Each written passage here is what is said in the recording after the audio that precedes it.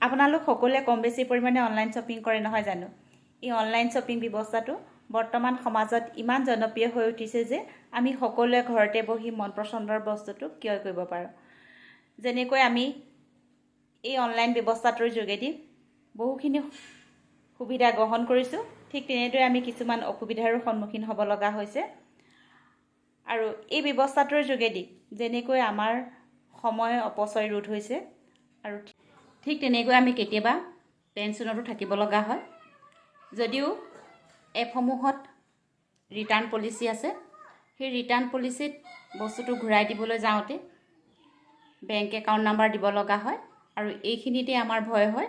Bank account নাম্বাৰটো দিয়াৰ লগে লগে জানোচা হেকাৰে আমাৰ একাউণ্টৰ পৰা পইচা হেক কৰি নিয়ে আৰু এনেধৰণৰ কাহিনী বা কথা আমি প্ৰায়ে শুনিছোঁ বা দেখি আছোঁ, সেয়েহে ভয় হয়।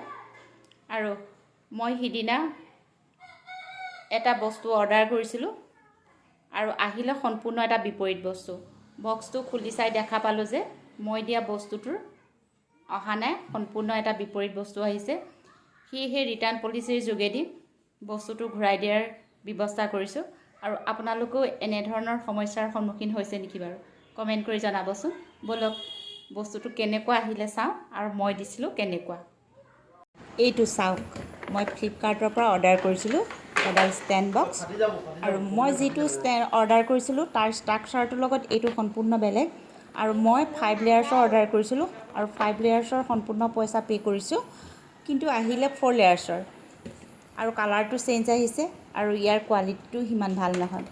এই অনলাইন শ্বপিং ব্যৱস্থাটোৱে আমাৰ গ্ৰাহকবিলাকক ইমান আভুৱা ভাৰিছে যে আমি কিছুমানে ৰিটাৰ্ণ পলিচি নজনাৰ ফলত আন পচন্দৰ বস্তুটো ঘৰতে ৰাখি থ'ব লগা হয়।